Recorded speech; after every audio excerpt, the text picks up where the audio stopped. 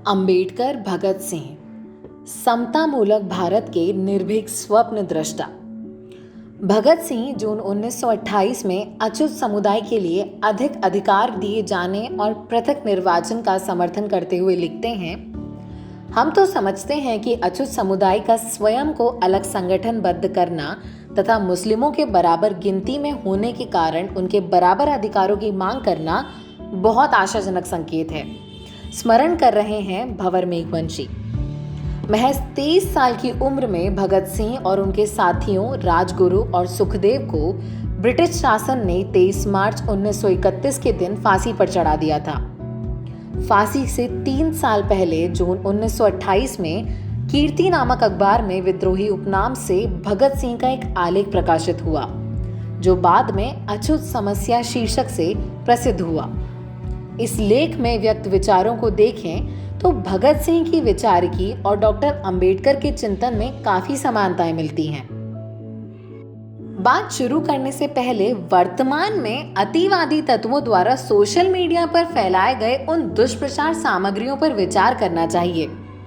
हालांकि सच्चाई और तथ्यों के समक्ष ऐसी बातें ज्यादा टिकती नहीं हैं, मगर तात्कालिक रूप से वे भ्रम का वातावरण बनाने में जरूर सफल रहती हैं। अक्सर यह पूछा जाता है कि जब डॉक्टर अंबेडकर इतने बड़े वकील थे तो उन्होंने भगत सिंह की फांसी रुकवाने के लिए उनका केस क्यों नहीं लड़ा।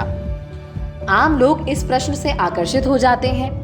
उन्हें इस बात में दम नजर आता है कि बैरिस्टर अंबेडकर ने अपनी कानूनी जानकारी का उपयोग भगत सिंह को बचाने में क्यों नहीं किया। इसी सवाल पर विचार करते हैं कि क्या डॉक्टर अंबेडकर भगत सिंह का केस लड़ सकते थे? क्या वे उन्हें व उनके साथियों को फांसी से बचा सकते थे?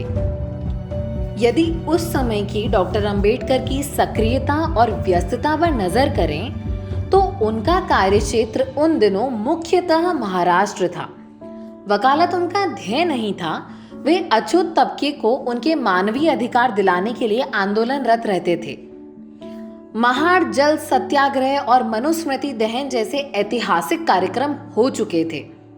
कालाराम मंदिर प्रवेश और अछूतों को पृथक निर्वाचन का अधिकार देने की मांग डॉक्टर अंबेडकर पुरजोर तरीके से उठा रहे थे। ऐसी परिस्थितियों में वे एक अभ्यासरत वकील नहीं थे, वे सामाजिक राजनीतिक कार्यकर्ता के रूप में सक्रिय थे। वैसे भी डॉक्टर अंबेडकर मुंबई में थे और भगत सिंह का केस लाहौर में चल रहा था, जिसकी पैरवी उस वक्त के नामी वकील आसफ अली कर रहे थे।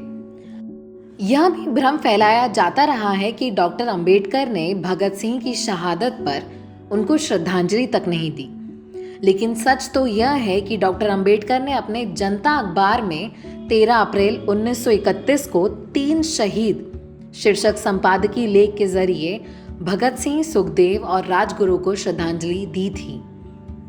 भ्रम की स्थिति बनाने की कुछ एक कवायद तथाकथित अंबेडकरवादी समूहों द्वारा भी की जाती हैं, जिसमें कहा जाता है कि भगत सिंह ने मैं नास्तिक क्यों हूं शीर्षक अपने लेख में लिखा कि अगर मैं फांसी से बच गया तो अपना शेष जीवन डॉक्टर अंबेडकर के मिशन में लगाऊंगा, जबकि यह सत्य के परे है। लेख में ऐसी कोई बात नहीं मिलती है। दरअसल हमें उपरोक्त भ्रामक बातों को दरकिनार करते हुए भगत सिंह और डॉक्टर अंबेडकर के विचारों में समानता और नए भारत के लिए एक समतामूलक समाज के उनके स्वप्न पर विचार करना चाहिए। हम सब यह तो जानते हैं कि डॉक्टर अंबेडकर ने हिंदू धर्म की वर्ण और जाति व्यवस्था तथा पाखंडों की पोल खोली थी और उसे डायनामाइट से उड़ा दिए की बात कही थी। वहीं भगत सिंह ने भी हिंदुओं को उनकी अवैज्ञानिक मान्यताओं के लिए कम लताड़ नहीं लगाई थी। वे अपने आलेख मैं नास्तिक क्यों हूं, जिसे उन्होंने 1930 में लाहौर के सेंट्रल जेल में लिखा, यह लेख 27 सितंबर 1931 को द पीपल्स नामक अखबार में सबसे पहले प्रकाशित किया गया था। आलेख के छपने के बाद अंग्रेजों ने इस अखबार के प्रकाशन पर ही रोक लगा दी थी। इस आलेख में भगत सिंह हिंदुओं से सीधे मुखातिब होते हैं। वे लिखते हैं, अच्छा हिंदुओं, आप कहते हैं कि जो लोग आज दुख भोग रहे हैं वे पूर्व जन्मों के पापी हैं। आप यह भी कहते हैं कि आज शोषण, अत्याचार व उत्पीड़न करने वाले लोग पूर्व जन्म के धर्मात्मा थे, इसलिए वे सामाजिक, आर्थिक व धार्मिक सत्ता के सुख का आनंद ले रहे हैं, मजे लूट रहे हैं। मानना पड़ेगा कि आपके पूर्वज बहुत बड़े धूर्त व चालाक थे। उन्होंने ऐसे सिद्धांत बनाए जिनसे तर्क, विवेक और अविश्वास के आधार पर की जाने वाली सारी कोशिशों को दबाकर नाकामयाब कर दिया जाए। भगत सिंह आत्मा परमात्मा, स्वर्ग नरक, पुनर्जन्म, मूर्ति पूजा, कर्मकांड, धार्मिक अंधविश्वास, संकीर्णता और रूढ़िवाद पर जमकर प्रहार किया।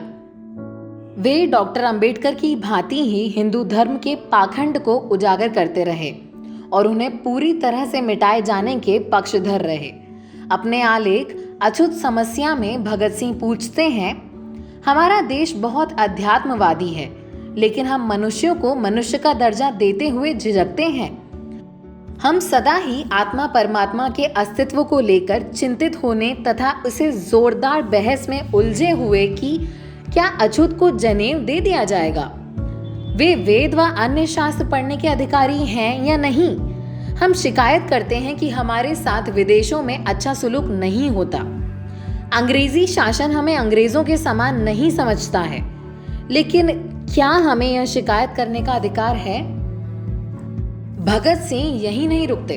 वे बम्बई काउंसिल के सदस्य नूर मोहम्मद द्वारा 1926 में दिए गए एक भाषण से अपनी सहमति जताते हुए उसे उद्धृत करते हैं, जब तुम एक इंसान को पीने के लिए पानी देने से भी इनकार करते हो, तब तुम उन्हें स्कूल में भी पढ़ने नहीं देते, तो तुम्हें क्या अधिकार है कि अपने लिए अधिक अधिकारों की मांग करो?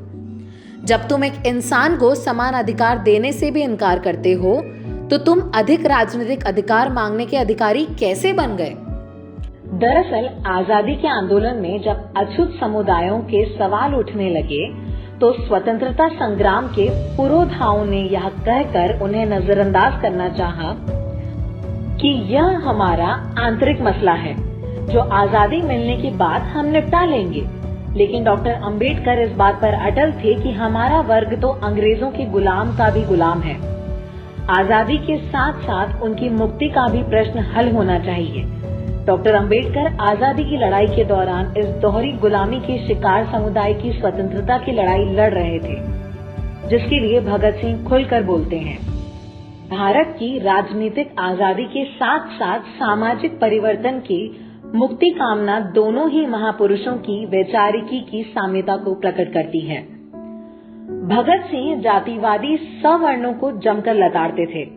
वे उन्हें उल्हाना देते हुए कहते थे, कुत्ता हमारी गोद में बैठ सकता है, हमारी रसोई में स्वतंत्र फिरता है, लेकिन एक इंसान का हमसे स्पर्श हो जाए तो बस धर्म भ्रष्ट हो जाता है। डॉक्टर अंबेडकर भी यही बात जाति का विनाश में कहते हैं कि हिंदू की सारी शुद्धता उनकी रसोई में है और शादी ब्याह के संबंध में निहित है। डॉक्टर अंबेडकर भी अछूतों को पशुओं से भी हीन मानने की हिंदुओं की घृणित प्रवृत्ति को नकारते हैं। वे भी आत्मा परमात्मा, स्वर्ग नरक के जंजाल और जाति और वर्ण की व्यवस्था को शास्त्रीय आधार देने के पाखंड को उजागर करते हैं। भले ही भगत सिंह और डॉक्टर अंबेडकर प्रत्यक्ष रूप से कभी नहीं मिले, लेकिन दोनों के चिंतन में समानताएं रही। 25 दिसंबर 1927 को डॉक्टर अंबेडकर मनुस्मृति का दहन करते हैं और अछूत समुदाय के लिए विशेष अधिकारों की मांग करते हैं, जो बाद में पृथक निर्वाचन के रूप में सामने आता है। भगत सिंह जून 1928 में अछूत समुदाय के लिए अधिक अधिकार दिए जाने और पृथक निर्वाचन का समर्थन करते हुए लिखते हैं, हम तो समझते हैं कि अछूत समुदाय का स्वयं को अलग संगठनबद्ध करना तथा मुस्लिमों के बराबर गिनती में होने के कारण उनके बराबर अधिकारों की मांग करना बहुत आशाजनक संकेत है। भगत सिंह यही नहीं रुकते, वे आगे कहते हैं, या तो धार्मिक सांप्रदायिक भेद की झंझट ही खत्म करो, नहीं तो उनके अलग अधिकार उन्हें दो। उनके अपने जनप्रतिनिधि हों, वे अपने लिए अधिक अधिकार मांगे। इन विचारों के आलोक हम कल्पना कर सकते हैं कि अगर भगत सिंह पूना पैक्ट के वक्त होते तो वे डॉक्टर अंबेडकर के पक्ष में खड़े होते। वैसे भी जिस पूना पैक्ट पर गांधी की तरफ से प्रमुख रूप से जिस हिंदू नेता मदन मोहन मालवीय ने हस्ताक्षर किए, उनकी असलियत भगत सिंह ने अछूत समस्या शीर्षक अपने आलेख में इस तरह उजागर की थी। इस समय मदन मोहन मालवीय जी जैसे बड़े समाज सुधारक, अछूतों के बड़े प्रेमी और न जाने क्या क्या, पहले एक मेहतर के हाथों अपने गले में हार डलवा देते हैं, लेकिन बाद में कपड़ों सहित स्नान किए बिना स्वयं को अशुद्ध समझते हैं। क्या खूब यह चाल है। भगत सिंह हिंदू धर्म के इस दोहरेपन की खुलकर आलोचना करते हुए लिखते हैं, जिन्हें हम अछूत कहते हैं, उनके द्वारा उच्च वर्ग की सेवा का आभार मानने की बजाय अपमान करते हैं। जो निम्नतम और है समझे जाने वाले काम करके हमारे लिए सुविधाओं को उपलब्ध कराते हैं, उन्हें ही हम धुतकारते हैं। पशुओं की हम पूजा कर सकते हैं, लेकिन इंसान को पास नहीं बिठा सकते। डॉक्टर अंबेडकर भी अपने लेखन और भाषण में कई बार यह बात दोहराते हैं। वे भी अछूत समुदाय को जानवरों से भी निम्न दर्जा दिए जाने की बात कहते हैं और हिंदू धर्म और उसके शास्त्रों को इसके लिए जिम्मेदार ठहराते हैं। डॉक्टर अंबेडकर भी शूद्रों को बहादुर कौमें बताते हैं और भगत सिंह तो यहाँ तक कहते हैं कि अछूत कहलाने वाले असली जनसेवकों, उठो, अपना इतिहास देखो। गुरु गोविंद सिंह की फौज की असली शक्ति तुम ही थे।